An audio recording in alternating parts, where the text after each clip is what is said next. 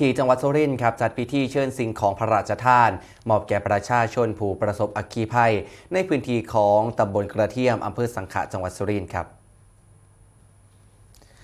เมื่อวันที่ 14 พฤษภาคม 2569 เวลา 14 นาฬิกาณบ้านเลขที่113/1 หมู่ที่ 7 ตำบลกระเทียมอำเภอสังขะ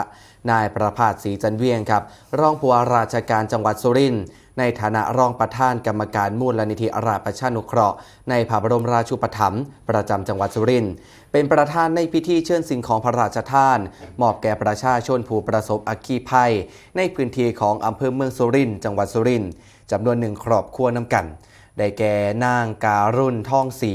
ซึ่งเกิดเหตุอัคคีภัยเมื่อวันที่ 5 พฤษภาคม 2569 เวลา 18:50 นาที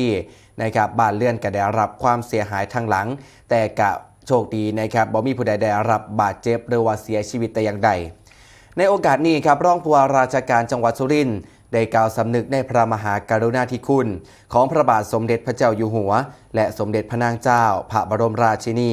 ทรงห่วงใยประสบนิกรของพระองค์ที่ได้รับความเดือดร้อนจากภัยพิบัติต่างๆจึงทรงพระกรุณาโปรดเกล้าโปรดกระหม่อมให้มูลนิธิราชประชานุเคราะห์ในพระบรมราชูปถัมภ์เชิญสิ่งของพระราชทานมามอบให้กับประชาชนที่ประสบอัคคีภัยในพื้นที่ของอำเภอสังขะเพื่อบรรเทาความเดือดร้อนและก็เป็นกำลังใจ